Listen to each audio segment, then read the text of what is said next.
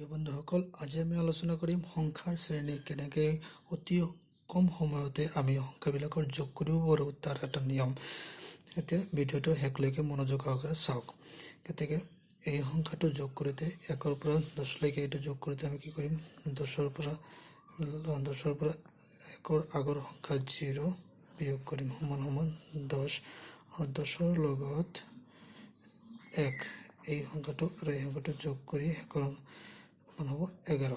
তাৰমানে এইটো কিমানটা সংখ্যা আছে তাক উলিয়াবৰ কাৰণে 10ৰ পৰা আমি আগৰ সংখ্যাটো 0 বিয়োগ কৰিম, 10 হ'ব।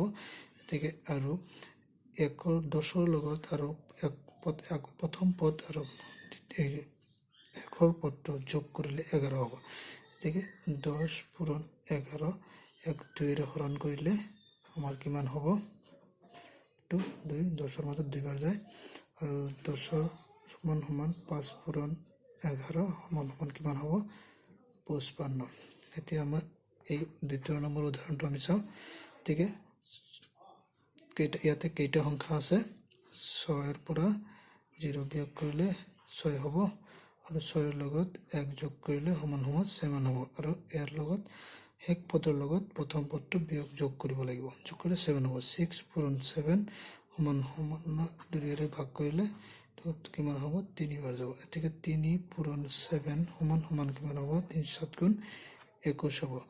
আৰু ইয়াক লগত বিয়োগ কৰিলে ইয়াৰ আগৰ সংখ্যাটো বিয়োগ কৰিলে সমান সমান 6 ল'ব আৰু 10ৰ লগত যোগ কৰিলে এইটো 10 আৰু এইটো যোগ কৰিলে কিমান হ'ব, 15 হ'ব। গতিকে 6 পূৰণ 15 2ৰে হৰণ কৰিলে 3 বাৰ যাব। গতিকে 3 পূৰণ 15 সমান সমান 45। এতিয়া আমাৰ এই উদাহৰণটো লওঁ।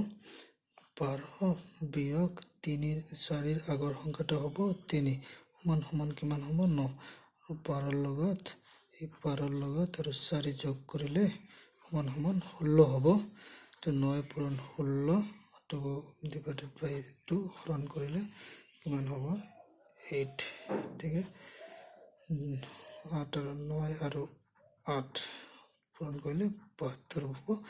এনেকৈ আমি অতি সহজে এই অংকবিলাক আমি কি কৰিব পাৰোঁ, সমাধান কৰিব পাৰোঁ। গতিকে এই আইডিয়াটো আপোনালোকৰ যদি ভাল লাগে তেনেহ'লে লাইক কৰিব আৰু আমাৰ চেনেলটো ছাবস্ক্ৰাইব কৰিব আৰু কাষৰ বেল আইকনটি বজাই দিব, যিমান পাৰে শ্বেয়াৰ কৰিব।